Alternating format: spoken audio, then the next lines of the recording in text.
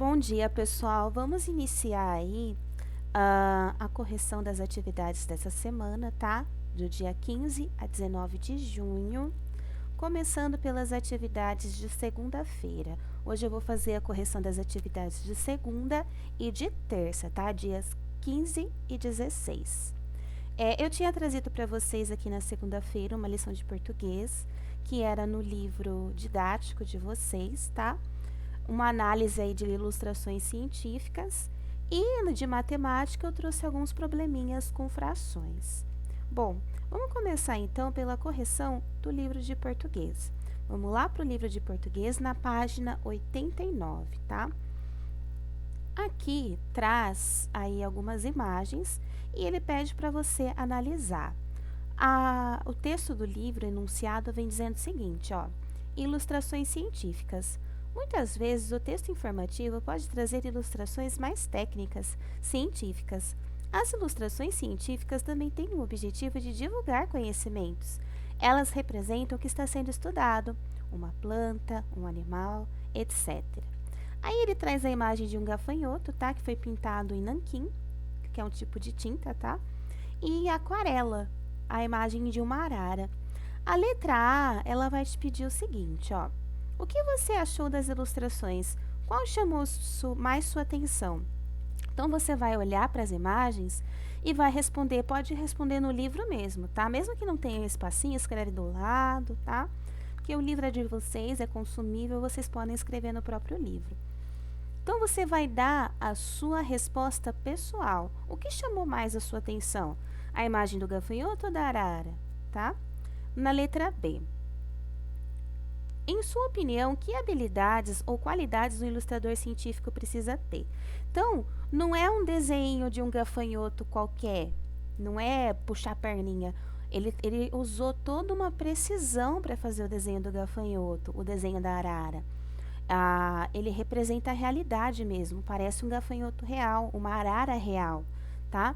Não é um desenho cartoonizado, é um desenho científico. Ele tem que trazer estruturas e traços que correspondem à realidade. Você olha para a arara, por exemplo, parece uma foto, não parece um desenho, tá? Então, você vai me falar para mim o que ele precisa, o que um ilustrador científico precisa ter de habilidade para fazer esse tipo de desenho. Aí, o livro, ele traz as sugestões, né? Que esse ilustrador, ele precisa ser detalhista, caprichoso, atencioso, né? E realmente, para desenhar esse tipo de imagem, ele precisa ter essas qualidades, tá? Na página 90, traz uma informação para vocês, ó. Xilogravura. O que é xilogravura? É a técnica de entalhar a imagem em um bloco de madeira, passar tinta no bloco e então usá-la como carimbo para imprimir a imagem. Então, a xilogravura, eles vão lá na madeira, entalha, tá? Consegue desenhar na madeira através de riscar ela, talvez com algo de metal, tá? Faz o desenho na madeira, passa tinta na superfície e usa essa madeira como carimbo.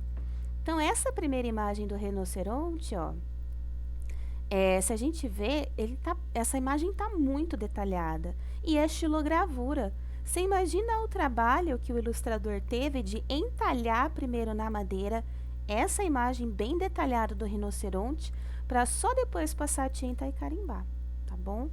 E embaixo a gente tem uma foto de um rinoceronte, tá? É uma foto, esse é um rinoceronte real, não é um desenho, não é uma gravura feita por ninguém, é uma foto. Então, é para você comparar as duas imagens e dizer quais são as semelhanças, tá? O que o rinoceronte da xilogravura tem de semelhante com o rinoceronte da foto? A gente observa os chifres, né? A estrutura do corpo, os pezinhos, tá? Aqui no exemplo traz dobras da pele, chifre, olhos, tá? Então, vocês vão comparar as duas fotos, da 2 e da 3, e escrever aí quais semelhanças vocês observam, tá? Então, aqui, a atividade de português era essa, era uma atividade mais reflexiva, tá? Que precisava mais aí da atenção de vocês sobre observação mesmo, tá bom? Agora, as atividades de matemática, tá? Só corrigindo aqui, ó, eu esqueci de editar. Vou colocar aqui, não é dia 8, tá? É dia 15 de junho, tá? Vamos lá. Eu pedia para vocês fazerem os numerais e aí eu trazia os probleminhas. Eu sempre coloco a dica para vocês para que fique na mente mesmo toda vez que vocês forem trabalhar com frações, tá? Esses probleminhas, eles não precisavam fazer o MMC, tá? O que é o MMC? É o cálculo do mínimo múltiplo comum, que a gente vai estudar aqui na terça-feira. Mas na segunda eu não ia mexer com o MMC. Era só vocês resolverem aplicando a fração sobre valores e quantidades, tá? Então, é aquela regrinha de ouro. Divide pelo de baixo, multiplica pelo de cima. Você vai pegar o valor, vai dividir pelo denominador e multiplicar pelo numerador, tá? Na semana passada, eu tinha passado os probleminhas que envolviam MMC e muita gente ficou confusa. Então, eu resolvi essa semana dar uma boa mastigada aí para a gente andar devagarzinho para vocês pegarem o MMC tranquilamente, tá bom? Então, vamos primeiro trabalhar com a fração sobre valores, tá? O probleminha da letra A diz o seguinte pra gente, ó. Vovô tem 84 anos. Meu pai tem 2/6 da idade do vovô. Quantos anos meu pai tem? Então, eu vou pegar aqui, tá? O valor dele, tá? 84 anos, ó. O vovô tem 84 anos. E vou aplicar essa fração sobre a idade do vovô para achar a idade do pai. Então, aqui do lado, ó, 84 dividido por 6, que é o número de baixo, deu 14. E eu multipliquei 14 por 2, que deu 28. Então, a resposta, meu pai tem 28 anos. Letra B. No teste de história havia 30 questões. Luísa acertou 4/6 do teste. Quantas questões ela acertou? Então, eu vou pegar as 30 questões, vou dividir pelo número de baixo, que é o 6, deu 5. E aí, eu vou pegar o resultado 5 e multiplicar por 4, que é o número de cima, deu 20. Então, Luísa acertou 20 questões. Letra C. Mariana tem 140 figurinhas. Vai dar 2/7 para sua colega. Quantas figurinhas Mariana vai dar? Com quantas ela vai ficar? Então, eu peguei as 140 figurinhas, dividi por 7, que é o número de baixo, deu 20. Depois, eu multipliquei 20 por 2, que deu 40. Então, resposta, Mariana vai dar 40 figurinhas. Se eu tirar essas 40 figurinhas que ela vai dar, vai sobrar quantas? 100. Então, a questão, ela pergunta com quantas ela vai ficar. Ela vai ficar com 100, tá? Não esqueçam de responder as duas perguntas, tá bom? Letra D. No hotel há 96 quartos e 5/8 dos quartos estão ocupados. Quantos quartos estão ocupados e quantos estão vazios? Então, eu peguei os 96 quartos e dividi pelo número de baixo, que é 8. Deu 12. Depois, eu pego o 12 e multiplico pelo número de cima, que é 5. Deu 60. Então, 5/8 dos quartos ocupados dá 60, ó. 60 quartos estão ocupados. Se eu pegar os 96, que é o total de quartos, e subtrair esses 60 que já estão ocupados, vão sobrar 36. Então, 36 quartos estão vazios. Letra E. Rodrigo comprou uma caixa com 360 lápis. Distribuiu 4 nonos entre as crianças carentes. Quantos lápis Rodrigo distribuiu? Quantos lápis ainda restam? Então, pega os 360 lápis, divide por 9, que é o número de baixo, deu 40. Pego o 40 e multiplico pelo número de cima, que é o 4. 40 vezes 4, 160. Então, Rodrigo distribuiu 160 lápis. Se eu pegar os 360 e tirar 160, sobram 200 lápis. Então, ainda restam 200, tá? Letra F. Numa empresa trabalham 126 funcionários e 2/6 são mulheres. Quantas mulheres trabalham nessa empresa e quantos homens? Então, eu vou pegar 126 funcionários e dividir por 6, que dá 21. E vou pegar os 21 e multiplicar por 2, que é o número de cima, deu 42. Então, eu sei que 42 funcionários são mulheres.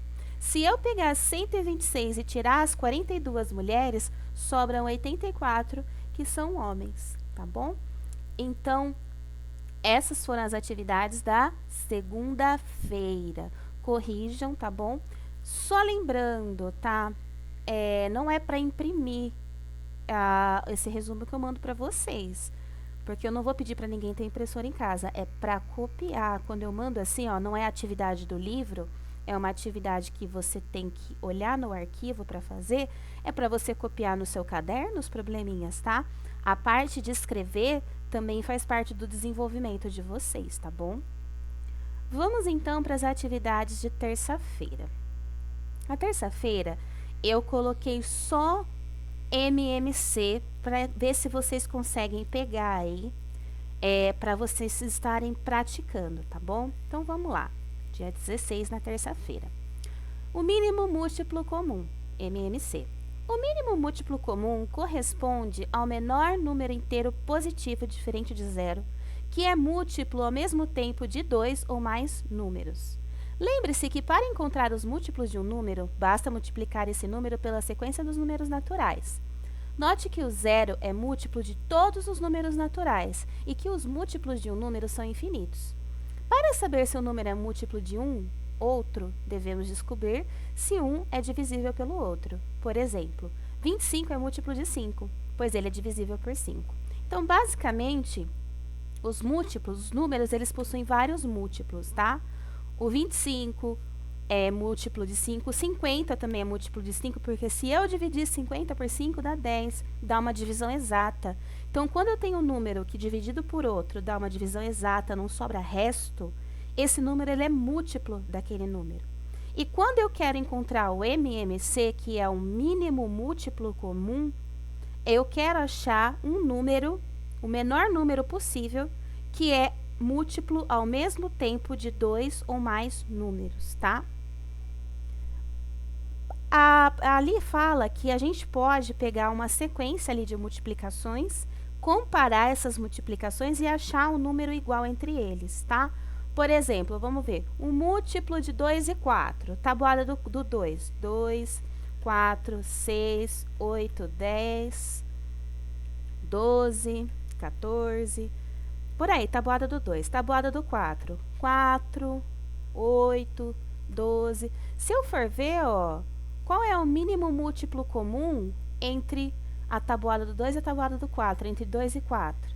Não é o 4, ó? Ele não aparece aqui na tabuada do 2, do 4? Não, o menor número.